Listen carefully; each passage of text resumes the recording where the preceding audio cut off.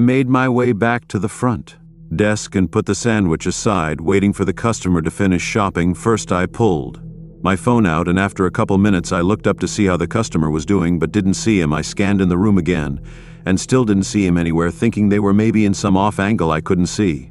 I waited a few more minutes, but they still never came into sight. I didn't even hear them either. Feeling off, I walked around the counter and started looking through the aisles, and it didn't take long to find them. In the second aisle, a man was crouched down at the end, staring at the floor and not moving or making a sound. "Sir." The man immediately looked up at me, then stood up and continued to stare at me.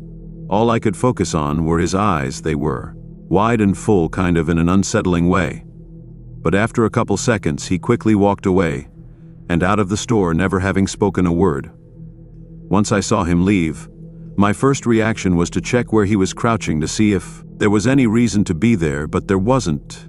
I mean, that whole time, he was just crouching in the aisle. It kind of freaked me out because of how odd it was. I went up to the front door and checked that he fully left the area. Obviously it was dark out, but I didn't see him anywhere. I then went back to the counter and stayed a little more alert. 3 hours passed and not a single customer came in. It was now time to close up, and after so much time passing, I wasn't thinking about that man anymore. I was just ready to go home. I walked up to the front and locked up the door, then grabbed my bag and started walking toward the back door to leave when an extremely loud bang screeched through the store. I stopped in place, knowing it had to come from somewhere in the back, and it was so loud that I had no idea what it could have been. Worried, I slowly walked to the corner and looked down the back hallway. At the far end, dust was scattering through the air as the metal back door was loosely open, and standing right in the hallway was that same man from earlier. He was staring at me with the same wide open eyes. I didn't know what to say or do. It was like I was just frozen in that moment.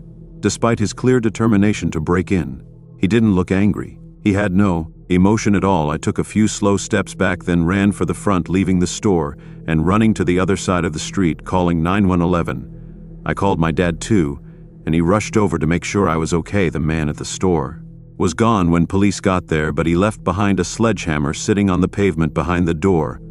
At first sight, nothing looked to be missing or stolen, so his intentions are anyone's best guess. It's clear he was unstable though, which means he could have been planning anything. Thankfully for me, I didn't have to find out what that was. Story 2, by Anonymous. I'm a warehouse worker for a small business in my city. I'd been in and out of jobs for a while, so this wasn't really a career or anything. I just did what I had to do every night, and that was it. Specifically, I had to unload pallets of shipments that came in and put everything in their designated places. In the warehouse, super simple job, and most of the time, I just put in earbuds and listened to music while I did it. With the warehouse not being too big, very rarely would there be another person working overnight with me. That would only be on the holidays, but this night was just a regular night. I came in, counted the stock, then put my headphones in and started unloading the boxes from the shipments. I started at 10:000. There was probably some between 12 and 1 a.m. When a knock echoed through the building, I took my headphones out and listened, but didn't hear it anymore. The building was old and would creak and groan throughout the nights, especially when it was windy outside. But what I thought I heard was clearly someone knocking. I walked down to the back of the building and looked around, then went to the front. I didn't see anything inside, so I opened the front door and looked outside. The parking lot was empty, and the night was still and quiet. I shut and locked the door, then went back to work, thinking I must have just misheard it. Being more cautious though, I left my headphones out for a bit. 20-ish minutes went by before I heard something again. This wasn't a knock though, it was more of a single thump coming from the front. I hurried down the hallway and up to the front portion of the warehouse. Nothing was there, no signs of anything wrong or anyone at the door. I knew what I heard this time though, which is why I got kind of nervous. I stood in the middle of the room for a moment and just looked around silently, listening and looking for something, anything to be the cause of these noises. Standing there, I got a bad gut feeling, just that something wasn't good about this. I walked up to the front door and leaned on it to look out at the parking lots again, but as I put my weight on the door, it swung open with ease. I stumbled forward, not expecting it. It was almost as if the door wasn't locked or even latched at all. Yet I had checked and locked it, not even a half hour ago.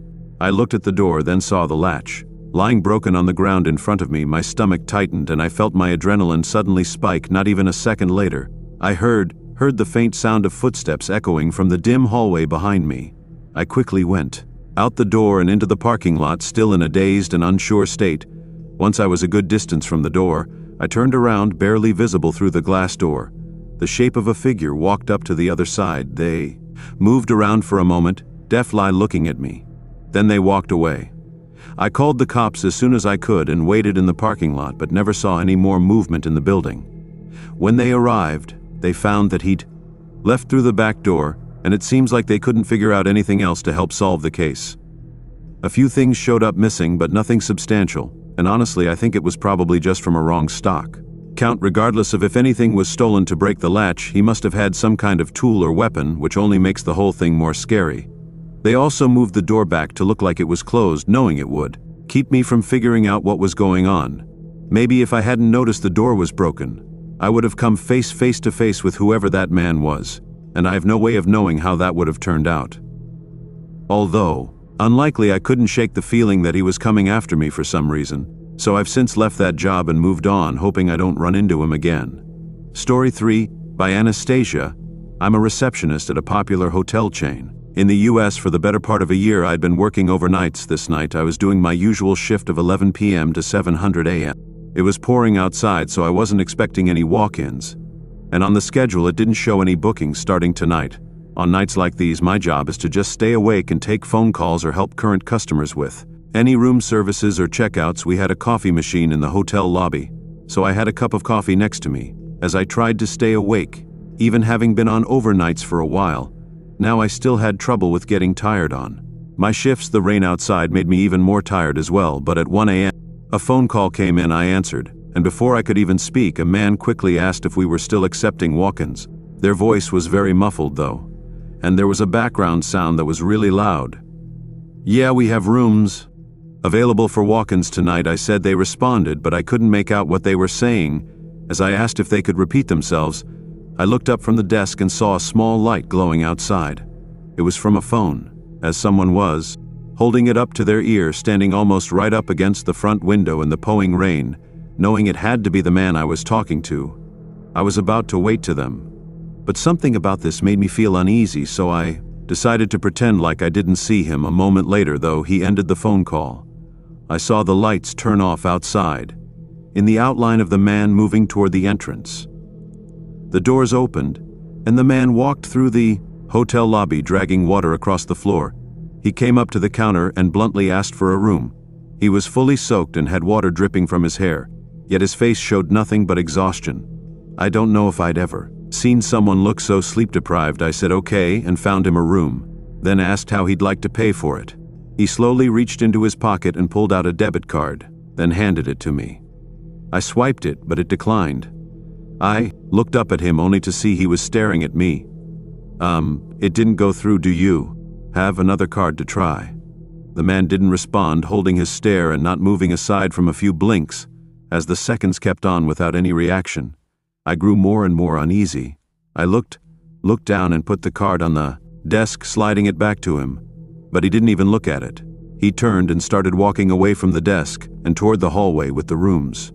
By now I knew something wasn't right, so I quickly pressed the button that calls for police, then went out to the hallway. The man was in, finding him standing at the door to one of the rooms. He started pounding on it, yelling in a harsh voice for them to open the door. I tried telling him to stop, but I didn't want to get too close, not knowing if he was in some kind of dangerous state. But then he pulled a small knife from his pocket and started trying to pry the door open. I yelled at him to stop and that the police were on their way. The man stopped for a second and shot an awful glance at me, then faced me and screamed at me to open the door for him as he started walking down the hallway. I was terrified and just ran right out of the hotel and into the parking lot through the window. I could see him go back to the same door and continue pounding on it. Police were quick to show up, making it inside before the man could get into the room. Somehow they got him to drop the knife and locked him up in their car. The person that was in the room came out. It was a kind young lady, visibly shaking and horrified. Turned out the man was an ex of hers that she hadn't seen or talked to in over 10 years. How he got the information on where she was staying and even what room she was in, nobody seems to know. They aren't even sure how long he'd been stalking her for, which is really disturbing. But what he would have done had he gotten in is likely even more